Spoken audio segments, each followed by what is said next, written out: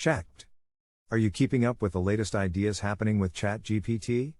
If not, you're missing out on some exciting developments that are changing the game almost immediately. As one of the most advanced language models in the world, Chatgpt is constantly evolving to serve its users' needs better. In this post, we'll explore some new features and innovations reshaping the landscape of natural language processing. Whether you're a developer, a content creator, or simply curious about the future of AI, you'll find something to inspire you here. So let's dive in and discover what's new with Chatgpt. To write a compelling blog introduction about Chatgpt's ever-changing landscape, you must understand your audience and capture their attention from the first sentence. One way to do this is to identify your readers' pain points and challenges. For instance, if your target audience consists of copywriters or marketers, focus on how Chatgpt can help them create more engaging content or automate their workflow.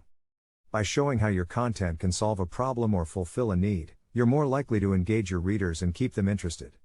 Another approach is to follow some basic principles of blog introduction writing, such as those outlined.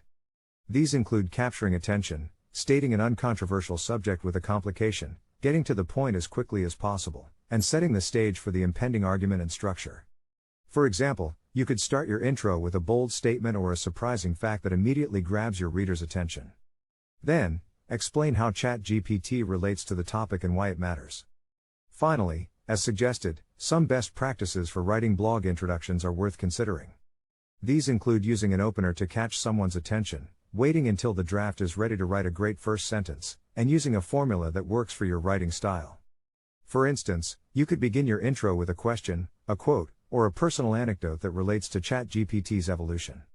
Or, you could use a classic formula such as the problem agitate solve framework, which identifies a common problem, agitates it by describing its negative consequences, and then offers a solution, in this case, Chatgpt's latest features or improvements.